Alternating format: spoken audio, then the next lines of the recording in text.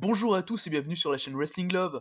On se retrouve aujourd'hui pour une toute nouvelle vidéo. Alors, dans cette nouvelle vidéo, on va parler WWE, on va faire donc la preview de leur prochain pay-per-view, qui approche donc à grands pas, puisque c'est dans la nuit de dimanche à lundi, donc dans la nuit du 21 au 22 novembre. Et, leur prochain pay-per-view, ce sera donc les WWE Survivor Series, qui est personnellement pas un show qui m'aide beaucoup, qui a pas eu la masse de build-up non plus, mais qui a quand même une carte intéressante, on va pas se mentir, même si le build-up a pas été vraiment bon, et c'est ça qui m'empêche d'être hype, ce qui est quand même assez dommage, parce que finalement, WWE, ces derniers mois, à peu près depuis, on va dire, Money in the Bank, a réussi à me hype quasiment pour tous ses pay-per-view, et là, c'est pas le cas, et c'est un peu dommage, mais du coup, la carte comprend 6 matchs, donc pour ces Survivor Series 2021, il y aura peut-être un match qui sera ajouté pour le kick-off, une petite Battle Royale, comme on avait pu avoir en 2019, peut-être, je sais pas, ça peut être un choix intéressant pour le kick-off. Du coup, on va pouvoir donc commencer la preview et les pronostics donc de Survivor Series 2021. Alors tout d'abord, on va parler du match par équipe, donc évidemment aucun titre sera mis en jeu lors du show. Donc les champions par équipe de Raw, RK Bro affrontant les Usos, donc les champions par équipe de SmackDown.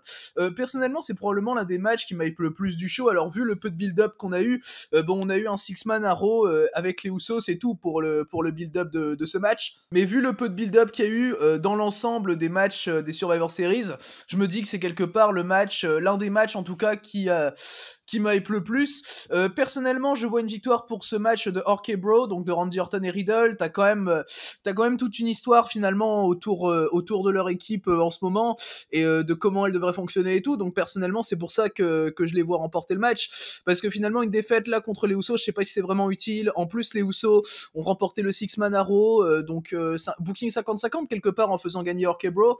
Je trouverais ça pas déconnant, surtout que si les Usos perdent leur match, ça va un peu dans la continuité de la story, avec en ce moment Roman Reigns, Jey Uso, tout ça, avec Jimmy Uso qui avait perdu contre King Woods, et Roman Reigns qui était vénère et tout contre les Uso. Enfin, personnellement, je trouve que ça peut être une bonne continuation de la storyline, et puis oui, une victoire de RK Bro selon moi serait plus utile, en tout cas à ceux qui ont à eux, parce que finalement une victoire des Usos serait pas énormément utile non plus. Du coup, voilà donc par rapport à ce match donc par équipe que je vois être remporté par RK Bro. On va maintenant passer au Raw vs SmackDown Elimination Tag Team Match masculin. Donc le match masculin, ce sera alors d'un côté la Team Raw, donc Austin Theory, Bobby Lashley, Finn Balor, Kevin Owens et Seth Rollins, qui affronteront la Team SmackDown, donc composée de Drew McIntyre, Happy Corbin, Jeff Hardy, King Woods et d'un partenaire mystère, donc qui sera probablement annoncé lors de SmackDown qui se déroule cette nuit au moment où je tourne la vidéo. Et du coup, alors personnellement, j'ai pas spécialement énormément d'idées pour qui sera le partenaire mystère de la Team SmackDown. Alors en fait, si vous voulez, pour la petite anecdote, c'est Jeff Hardy qui a battu Sami Zayn dans un match où le perdant perdait sa place dans le match Survivor Series. Du coup, finalement, ça s'est déroulé comme ça. Tandis qu'à Raw, il y a eu également des remplaçants. Il y a eu Bobby Lashley qui a remplacé Dominic Mysterio, là aussi en le battant, et Austin Theory qui a remplacé Rey Mysterio après que Rey Mysterio se soit fait battre par Bobby Lashley. Du coup, ce qui fait que la Team Raw, à part Finn Balor, est full heel. Personnellement, je vois donc ce match être remporté par la Team Raw. C'est l'équipe qui sur le papier me paraît le plus solide. Après, on n'a pas encore le 5e participant de la Team SmackDown, mais sur le papier, la Team Raw a clairement le plus besoin de la victoire, je pense, parce que d'un côté, t'as Seth Rollins qui est déjà challenger au prochain titre de Big E, qui est déjà annoncé, qui a gagné un Farewell Ladder match. T'as Kevin Owens qui vient de heel turn, donc ça pourrait renforcer encore plus son heel turn avec ça. Balor qui a pas le meilleur des bookings en ce moment et qui peut s'élever grâce à cette victoire, même si je pense pas qu'il va durer très longtemps, Finn Balor, très honnêtement. Lashley, voilà, c'est Lashley, il a perdu le titre WWE il y a pas longtemps, donc je le vois être assez destructeur dans ce match personnellement, et ça me ferait plaisir. Vous savez combien j'adore Bobby Lashley quand il est dans ce personnage très destructeur et tout. Et Austin Theory, qui est franchement, je pense un petit projet pour Vince McMahon, Austin Theory, qui m'a l'air assez, enfin, je pense qu'il va y avoir un truc à développer avec Theory, même si je pense pas que ce sera tout de suite, mais là, le fait qu'il soit déjà dans l'équipe des series, c'est déjà une bonne chose. Et en face, à à part King Woods qui va probablement challenger Roman Reigns très prochainement, finalement, il y a rien de spécial. Bah, il y a McIntyre qui est leur top face, bon, voilà. Happy Corbin, c'est une nouvelle gimmick, mais ça reste pas hyper important non plus. Jeff Hardy, la même chose.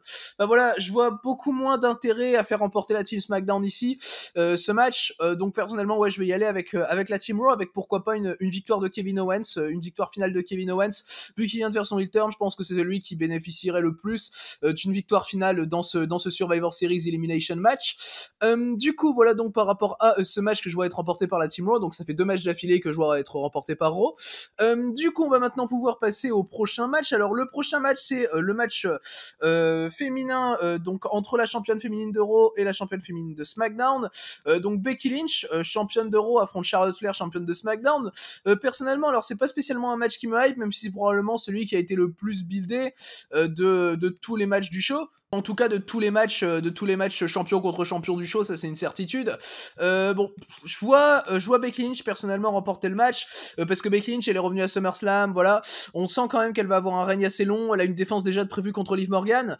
De son côté, Charlotte Flair, bah, comme la plupart de ses règnes, tu doutes que ça va pas vraiment être un règne très long. Voilà, elle a déjà une petite feud un peu lancée contre Sasha Banks, mais bon, rien de bien. Voilà. Tandis que Lynch Morgan, tu vois, je trouve déjà plus intérêt, même si le résultat est encore plus évident que le Flair Banks.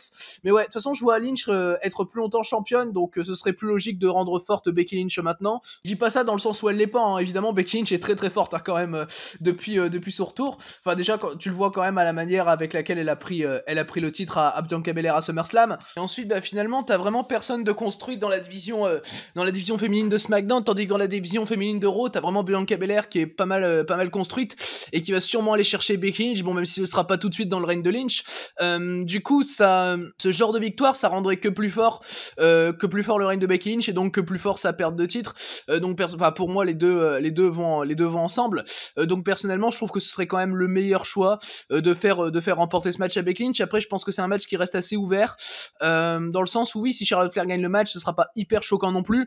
Je pense que les deux peuvent faire quelque chose de correct. Je suis pas spécialement fan de Charlotte Flair, très honnêtement, j'aime pas du tout, même si je trouve qu'en 2021 ça va déjà mieux qu'avant, hein, très clairement Charlotte Flair. Becky Lynch de son côté, moi j'aime bien, ça va. Donc oui, je pense que ça peut faire quelque chose de correct, mais pas non plus incroyable.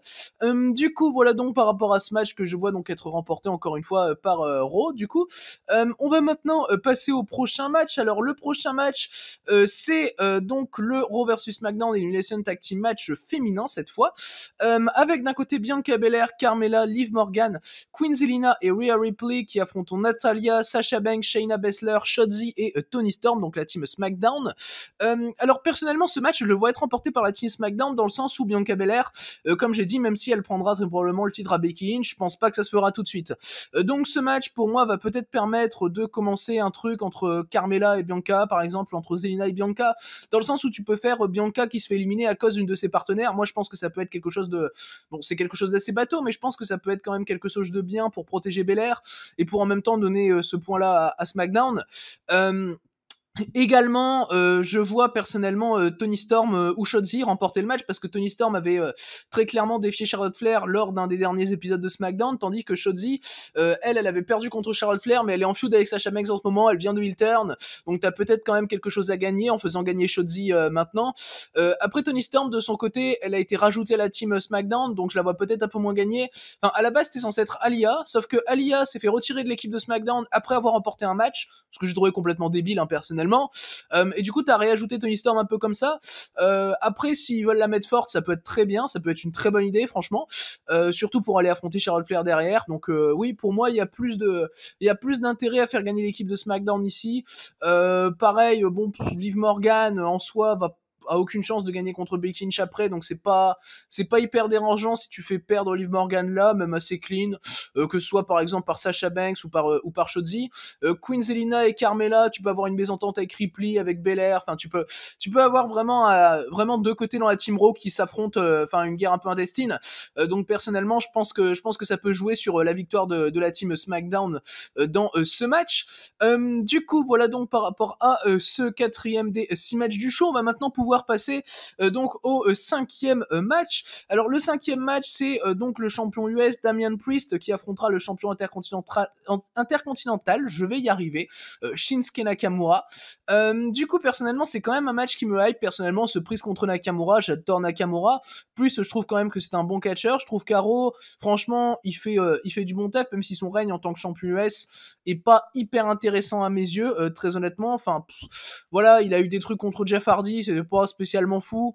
Enfin bref, c'est pas vraiment intéressant, je trouve, son règne, mais le personnage en lui-même de Priest m'intéresse. Personnellement, vu sa série d'invincibilité chez WWE, je pense que ce serait plus utile de lui donner la victoire maintenant plutôt que de le faire perdre contre Nakamura, qui est mine de rien, Nakamura pas un champion intercontinental très fort, qui est pas vraiment buildé pour remporter le match, tandis que Priest l'est très clairement, et Priest est très très bien buildé, je trouve. Même s'il a pas de très grosses victoires non plus, bah en tout cas depuis bah finalement 2-3 mois depuis qu'il a remporté le titre US. Et non, oui, comme j'ai dit, finalement Nakamura il a vraiment enfin finalement il a rien vraiment à perdre en soi. Je pense qu'il va très bientôt perdre le titre intercontinental, probablement contre Happy Corbin. Il a la feud avec lui en ce moment, donc je pense que c'est ça qui va se faire. Mais oui, Nakamura est clairement pas construit fort pour ce build des Survivor Series, contrairement à Priest. Bon, même si c'est pas spécialement pour ce build qu'il est construit fort, mais il est construit fort depuis très longtemps.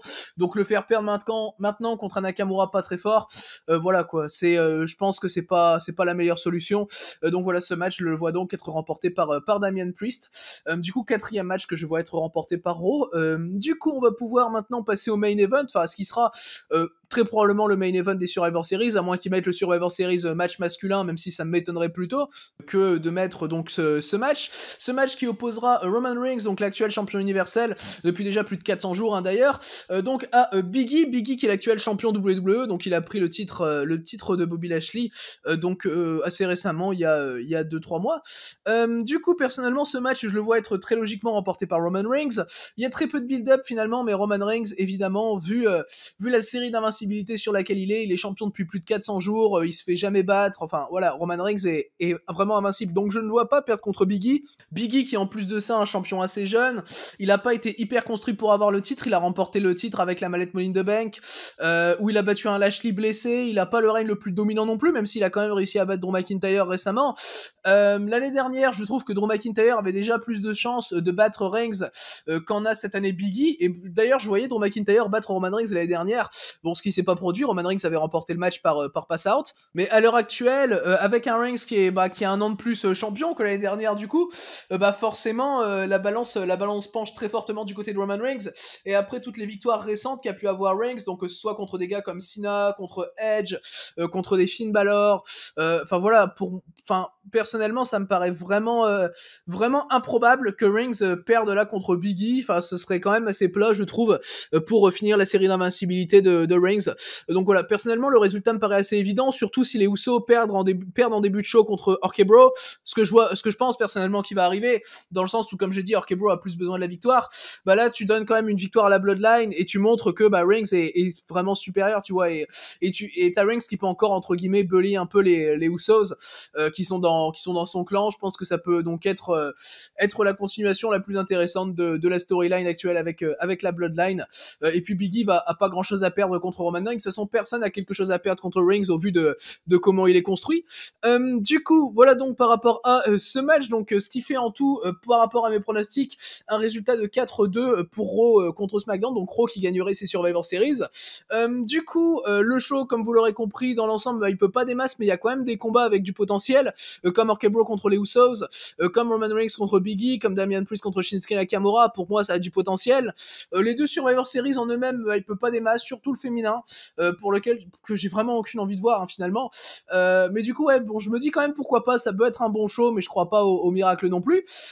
Et du coup, évidemment, je ferai la review du show qui sortira soit le lendemain, soit le surlendemain du show, vous avez l'habitude. Du coup, voilà donc par rapport à cette preview pronostic de WWE Survivor Series 2021. Merci à vous donc d'avoir écouté cette vidéo, j'espère qu'elle vous aura plu. Et du coup, d'ici les prochaines vidéos, je vous dis à la prochaine.